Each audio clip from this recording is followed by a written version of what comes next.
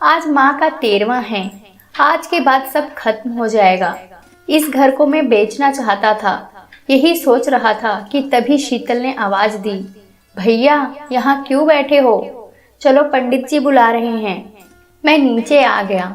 13वीं की पूजा संपन्न हुई। सब लोग खाने पीने में लग गए, पर मुझे तो रज्जो मौसी से बात करनी थी। मैंने उनका हाथ पकड़ा और उनको लेकर अपने कमरे में आ गया।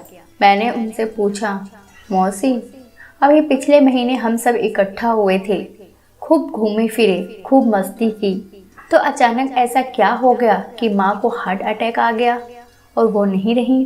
रज्जो मौसी ने कहा, देख आकाश, मैं ज़्यादा तो नहीं जानती। कुछ दिन पहले भी उनकी तबीयत बिगड़ी थी, तो मैंने साथ जाकर डॉक्टर से दिखाया था। उस दिन तेरी माँ की तबीयत बहुत खराब हो गई थी। हम लोग के अस्पताल ले जाते ही उन्होंने दम तोड़ दिया। ज़्यादा बातें भी नहीं हुई हमारे बीच। फिर मौसी ने कुछ याद करते हुए कहा, जब मैं रामू काका के फ़ोन पर यहाँ आई थी, तो उस समय एक सफ़ेद लिफाफा तेरी माँ ने रामू काका को दिया था और कहा था कि तुझे भेज दे। शायद उस लिफाफे में कुछ हो। इतना बताकर मौसी चली गई। माँ को गए आज 15 दिन हो गए। आज शीतल को भी अपने ससुराल जाना है, वो भी चली जाएगी, तो मैं बिल्कुल अकेला हो जाऊंगा। यही सोचकर मैंने भी दिल्ली जाकर अपना काम शुरू करने को सोचा। दूसरे दिन हम दोनों भाई बहन और मेरी पत्नी एक साथ निकले। शीतल गुरुग्राम और हम दिल्ली। घर आकर सबसे पहले मैंने सारी चिट्ठियां देखनी शुरू कर दी। देखते देखते एक सफ़ेद लिफाफा मेरे हाथ आया, जिसमें मेरा पता मेरी माँ के हाथों से लिखा गया था। मैंने उसे चूम लिया और मेरी आंखों से आंसू निकल पड़े। मैंने उस खत को पढ़ना शुरू किया। प्रिय बेटे आकाश, तुम सोच रहे होगे कि ऐसी क्या बात है जो मैंने इस खत में लिखा है, तो धीरज से पढ़ना। मैं पुष्पा, बिल्कुल अपने नाम के अनुरूप सुंदर, पुष्प सी महकती, खिलती, अपने माँ पापा की दुलारी, अपने भाइयों की लाडली बहन, अपने जीवन में मस्त थी। तभी बड़े मामा जी के बेटे की शादी में जाना हुआ। वहाँ बहुत लोगों से मिलना जुलना भी हुआ। 10 दिन रहकर हम लोग वापस रामपुर आ गए। एक दिन तुम्हारे दादाजी के एक मित्र मेरे पापा से मिलने आए। बातों ही बातों में उन्होंने तुम्हारे पापा और मेरी शादी की बात कह दी। उन्होंने बताया कि मैं उन लोगों को बहुत पसंद हूँ। वे लोग बारात में आए थे और सबने मुझे मामा जी के घर देखा था। ये बात भी पता चली। तुम्हारा घराना बहुत बड़ा और नामी था। मेरे पापा और मेरे सारे घर वाले तो बहुत खुश हो गए कि इतने बड़े घर से मेरे लिए रिश्ता आया है। तुम्हारे दादाजी रिटायर अधिकारी थे और तुम्हारे पापा वन विभाग के एक बहुत बड़े अधिकारी। मेरी और तुम्हारे पापा की शादी हो गई। तुम्हारे पापा अपने नाम के अनुसार सुदर्शन थे। जो भी उनको देखता मंत्रमुग्ध हो जाता। बारात के आने के पश्चात सारी सहेलियां और सारे घर वाले मुझे छेड़ रहे थे। मैं भी गर्व से भर उठी। हमारी शादी हो गई और मैं विदा होकर 3 कमरे के घर से निकलकर बहुत बड़े कोठी की मालकिन बन गई। लेकिन ये क्या, सुहाग रात की रात जब मैं फूलों की सेज पर बैठी भावी जीवन की कल्पना कर रही थी, तभी सुदर्शन जी मेरे पास आए। उनके मुंह से शराब की दुर्गंध आ रही थी। मैं चुप तो थी ही, अब डर भी गई। उन्होंने कहा, पुष्पा, मुझसे कोई ज्यादा आशा ना रखना। ये शादी मैंने मेरे माँ बाबूजी की मर्जी और खानदान को आगे बढ़ाने के लिए की है। ये कहकर वो कमरे से निकल गए। अब मैं क्या करती? मेरे अरमानों पर पानी फिर गया। विदाई के समय मेरी माँ ने कहा था, दुख सुख आते जाते रहते हैं, अब वो ही तेरा घर और परिवार है, हमारी इज्जत बनाकर रखना। इसलिए मैं अब उस घर भी नहीं जा सकती थी। मैंने कपड़े बदले और सारे फूल हटाकर सोने की कोशिश करने लगी। जाने कब नींद आई मुझे। सुबह कमलाबाई ने दरवाज़ा खटखटाया तो मेरी नींद खुली। मैंने दरवाज़ा खोला तो सामने कमलाबाई के साथ मेरी सासू माँ खड़ी थी। उनको देखकर मेरे मन में नफरत की आंधी आई, पर मैंने तुरंत खुद को संभाला और उनके पैर छुए। उन्होंने कहा, बहू, चाय पीकर तैयार होकर नीचे आ जाओ। कमलाबाई कमरे में आकर चाय बनाने लगी। कमरे का जायजा लेकर वो बिना कुछ बोले चली गई। थोड़ी देर बाद मैं नीचे गई। मन तो किया कि चिल्ला चिल्ला कर उन लोगों से पूछूं कि मेरा क्या दोष, किस बात की सजा दी गई मुझे, पर मेरे संस्कारों ने मुझे ऐसा करने से रोक दिया। मैंने अकेले ही बाकी रस्म को पूरा किया। किसी ने भी सुदर्शन जी की चर्चा नहीं की। दिन तो यूं ही बीत गए। रात को सुदर्शन जी घर आए। माँ जी ने उनसे कहा, कल बहू को मायके जाना है पग फेरे के लिए। उन्होंने कुछ नहीं कहा और सीधा मेरे पास आए और मुझे कमरे में ले गए। अचानक उनकी आंखों से आंसू बहने लगे। मैं तो घबरा गई। मैंने पूछा, क्या हुआ, आप क्यों रो रहे हैं? तब उन्होंने कहा, पुष्पा, मैं कल रात की बात के लिए तुमसे माफ़ी मांगना चाहता हूँ। कल कुछ परेशान था इसलिए जाने क्या बोल दिया। मैंने कहा, जाने दीजिए। उन्होंने मुझसे दूसरे कमरे में जाकर तैयार होने के लिए कहा। मैं जब तक तैयार होकर आई, उस कमरे को दुल्हन की तरह सजा दिया गया था। मैं बहुत खुश हुई। सुदर्शन जी और मैंने उस सजे कमरे में अपने भावी जीवन के सुनहरे सपने सजाए। सुबह जब मैं उठी तो मेरे चेहरे पर बहुत चमक थी। सुदर्शन जी कमरे में नहीं थे। मैंने उन्हें पूरे घर में खोजा पर वो नहीं मिले। मेरा मायके जाने का समय हो गया था। उनका कोई पता नहीं था। अंत में मैं अपने ससुर जी के साथ अपने मायके गई। वहाँ मेरी माँ और भाभी ने पूछा भी कि सुदर्शन जी क्यों नहीं आए, तो बाबूजी ने झूठ बोला। सुदर्शन को सरकारी काम से सुबह ही बाहर जाना पड़ा, इसलिए वह नहीं आया। सबने उनकी बात मान ली।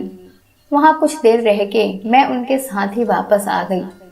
रात को सुदर्शन जी नशे में चूर होकर घर आए। जब मैंने उनसे सुबह घर में नहीं रहने का कारण पूछा तो उन्होंने मुझे एक थप्पड़ मार दिया। मैं रोते रोते सो गई। वो पहला थप्पड़ मेरे जीवन का काल बन गया। अब तो किसी समय भी मुझे मार पड़ती थी। मैं एक खिलौना बनकर रह गई थी, जिससे जब मन होता सुदर्शन जी खेल लेते और चले जाते। सास ससुर तो मूरत बनकर देखते रहते। सुदर्शन जी का जब मन होता घर आते, जो मर्जी होती वही करते। मेरे मायके वाले और सब बाहर वाले यही जानते थे कि मैं बहुत खुश हूँ और सुखी हूँ। इसी बीच मुझे पता चला कि मैं माँ बनने वाली हूँ। मैंने सोचा कि शायद अब मेरे दिन सुधर जाएं। मैंने सुदर्शन जी को ये बात बताई। वो बहुत गुस्सा हुए और बच्चा गिराने के लिए मुझे डॉक्टर के पास ले गए। मैंने अकेले में डॉक्टर के हाथ पैर जोड़े तो उसने सुदर्शन जी को बुलाया और कहा, इनकी हालत ऐसी नहीं कि कुछ किया जाए, इनकी जान जा सकती है। जाने क्यों सुदर्शन जी मुझे घर ले आए। इस तरह मैंने तुम्हारे जन्म की राह आसान कर दी। तुम्हारे जन्म ने मेरे सुने जीवन को खुशियों से भर दिया। मैं सब दुख भूल गई। इसी बीच मुझे पता चला कि उनका चक्कर उनके ऑफिस के एक क्लर्क के साथ चल रहा है। मैं इस बात को जानकर भी अनजान बनी रही और तुम्हारे पालन पोषण करने लगी। धीरे धीरे उन्होंने घर आना बिल्कुल ही बंद कर दिया। ये सब देखकर बाबूजी ने बिस्तर पकड़ लिया। उनकी सेवा भी मैं करती। कमलाबाई सासू माँ की देखभाल करती। एक दिन बाबूजी की हालत बहुत बिगड़ गई और उनके प्राण निकल गए। बहुत खबर करवाने के बाद सुदर्शन जी बाबूजी के दाह संस्कार के लिए आए। मानवीय इच्छा के वशीभूत होकर मैंने उनके साथ कुछ अतरंग क्षण बिताए। कुछ दिनों बाद मुझे पता चला कि मैं दोबारा गर्भवती हूँ। इस बार तुम्हारे पापा को कुछ नहीं बताया। माँ जी जानकर बहुत खुश हुई। अब तो हम दोनों और कमलाबाई ही थे उस घर में। बाबूजी की पेंशन से हमारा खर्च आराम से चल रहा था। तुम भी 4 साल के हो गए थे। अब तुम्हें स्कूल में डालना था। अब घर के सारे फैसले मैं ही लेती थी। अब मैं चाहती भी नहीं थी कि तुम्हारे पापा घर आए, क्योंकि उनके अत्याचार से मैं तंग आ गई थी। तभी तुम्हारी बहन गौरी का जन्म हुआ। मैं और तुम्हारी दादी बहुत खुश थे। तुम्हारे पापा को गौरी के जन्म का पता चला तो उन्होंने मुझे गालियाँ दी और कहा कि यह बच्चा उनका नहीं, आज से उनका और मेरा रिश्ता खत्म। ये कहकर तुम्हारे पापा कभी ना आने के लिए चले गए। मुझे उनके जाने का कोई गम नहीं था। मैंने उनके नाम के सारे सुहाग चिन्ह उतार कर फेंक दिए। तुम भी कुछ कुछ समझने लगे थे। तुम्हारा बाल मन मुझसे बहुत सारे सवाल करता और मैं धैर्य से उनका जवाब देकर तुम्हें संतुष्ट करती। तुम भी अपनी बहन से बहुत प्यार करते थे और आज भी करते हो, मैं जानती हूँ। धीरे धीरे जीवन आगे बढ़ने लगा। तुम दोनों भाई बहन पढ़ाई में बहुत अच्छे निकले। अब पेंशन के पैसे कम पड़ने लगे तो मैंने घर में ही आसपास के बच्चों को पढ़ाना शुरू किया। अच्छी आमदनी होने लगी थी। मैंने कभी अपने अतीत की परछाई तुम दोनों भाई बहन पर नहीं पड़ने दी। आज भी मुझे वो दिन याद है जब तुमने मेडिकल की परीक्षा में जिले भर में प्रथम स्थान प्राप्त किया था। मैंने और तुम्हारी दादी ने पूरे मोहल्ले में मिठाई बांटी थी। गौरी ने भी स्नातक कर लिया और सुरेश जी के साथ उसकी शादी हो गई। वो भी अपनी गृहस्थी में खुश है।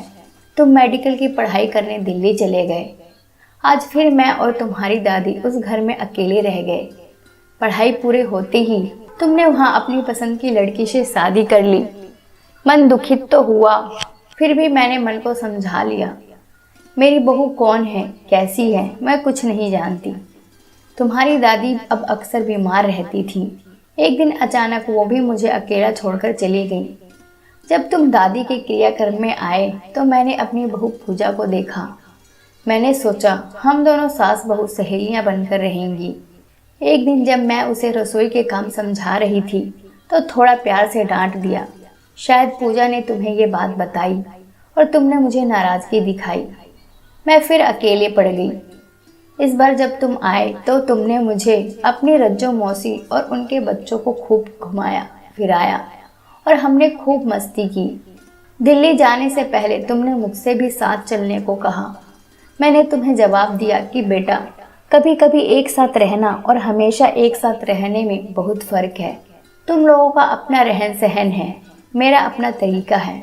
बहुत सारी बातें हम लोगों को एक दूसरे की पसंद नहीं आएगी, जो घर में कलह का कारण बनेंगी। तब तुमने कहा, माँ मुझे दिल्ली में फ्लैट लेना है, आप वहाँ रहने चलती तो ये घर में बेचकर वहाँ फ्लैट ले लेता। वैसे भी ये घर बहुत पुराना हो गया है। मैं इस बात पर बिल्कुल भी तैयार नहीं हुई। तब तुमने कहा, माँ आप बहुत स्वार्थी हो। मेरे दिल्ली वाले मकान मालिक ने अपने बेटे के लिए अपना घर बेचकर उसे पैसे देकर बिजनेस करवा दिया। आप कुछ नहीं कर सकती। मैं कब तक किराए के घर में रहूं? तुमको मेरी कोई चिंता नहीं, तुम सिर्फ अपना सुख सोचती और जीती हो। दूसरे दिन तुम लोग चले गए, पर तुम्हारी कही हुई बात मेरे दिल में चुभ गई और मेरे सीने में दर्द होने लगा। मैंने रज्जो को बुलाया और उसको मकान के पेपर बनवाने को कहा। रज्जो ने ही मुझे अस्पताल में भर्ती किया। एक बार तो मैं अच्छी होकर घर आ गई, पर मैं अब जीना नहीं चाहती थी। बस ये खत लिखने और पेपर पर साइन करने के लिए मेरे प्राण बचे थे। इस खत के साथ मकान के पेपर भी हैं, साइन किया हुआ है। अब मैं भी नहीं, जो मन हो तुम करना। सदा खुश रहो, तुम्हारी स्वार्थी माँ। पत्र पढ़कर मैं तो जड़वत हो गया। पूजा ने आकर मुझे झकझोर दिया। तब मैं जोर जोर से रोने लगा और माँ से माफ़ी मांगने लगा। उम्मीद है दोस्तों ये वीडियो आपको पसंद आई होगी। अगर ये वीडियो आपको पसंद आई है तो हमारे इस वीडियो को लाइक और शेयर कर दीजिए। और अगर आप हमारे चैनल पे नए हैं तो हमारे चैनल को सब्सक्राइब कीजिए और बेल आइकन को प्रेस करना मत भूलिएगा फ्रेंड्स, ताकि सबसे पहले नोटिफिकेशन आपको मिले और आप हमारी वीडियो को सबसे पहले देख पाएं। तो फिर मिलती हूँ एक नई वीडियो के साथ। तब तक के लिए टेक केयर, बाय बाय।